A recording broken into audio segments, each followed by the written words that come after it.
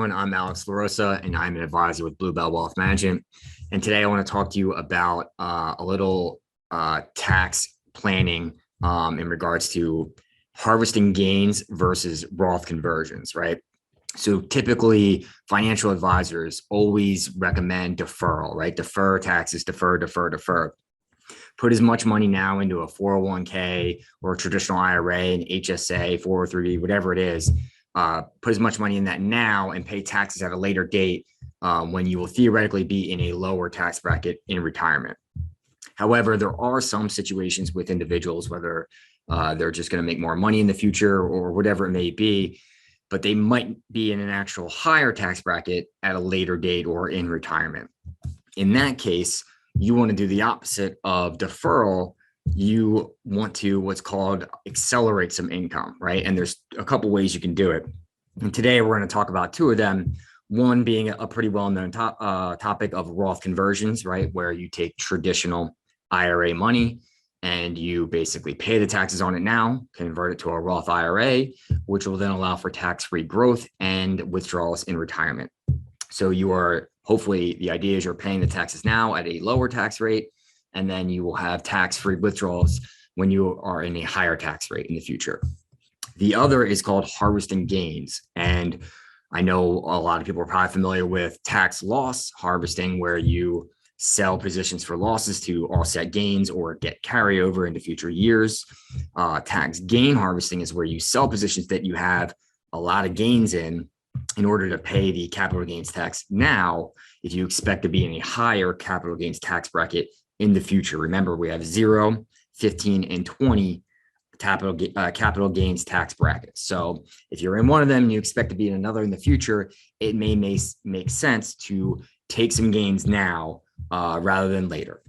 And I'm going to take you through, we actually have a flow chart for people of which one of these would make sense and if any. And I'm going to take you through them now. So I'm going to go ahead and share my screen first, just to show you the flow chart that we have here. And anyone, if you're watching this video and you would like a copy of this, just feel free to, go to our website, find my email, shoot me an email, leave a comment on the page, and I'd be happy to send this over to you. So you can see there's a lot of aspects to go into whether or not you should do either one of these. So I thought it would be interesting first to, I'll do this. I'm going to bring up the interactive flow chart.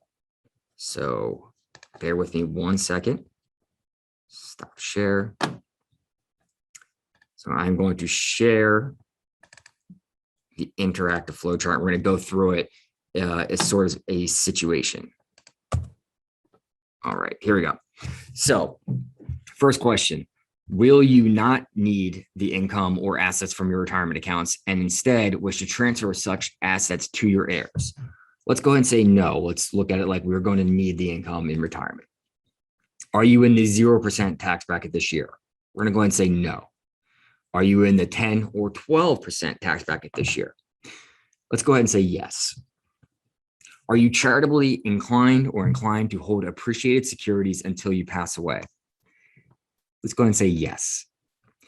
So with those answers in that situation, it says to consider doing a Roth conversions, right? Because the long-term capital gains in your taxable investment accounts will be eliminated if they are donated to charity or if held until passing. So let's go back here and let's hit no and see what would come up. So if we hit no on the charitably inclined, we're now getting a question. Are you receiving Social Security retirement benefits? And will harvesting long-term capital gains cause your combined income to rise above $25,000 or $32,000 if married filing joint?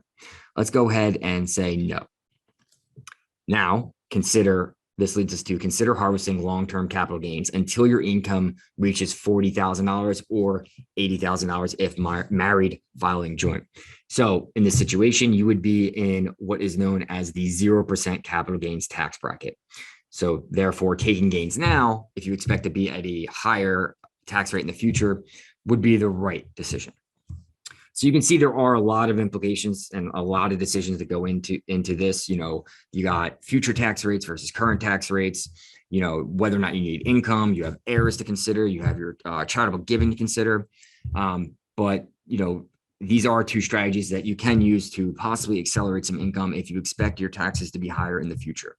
If you have any questions, feel free to reach out to us. Again, on our website, you'll find our information in the description on our YouTube page. And I'd be happy to talk with you. And again, I can send you over the interactive chart. You can run through it and see if it makes sense for you. Again, please like and subscribe and be on the lookout for our next video. Have a great day.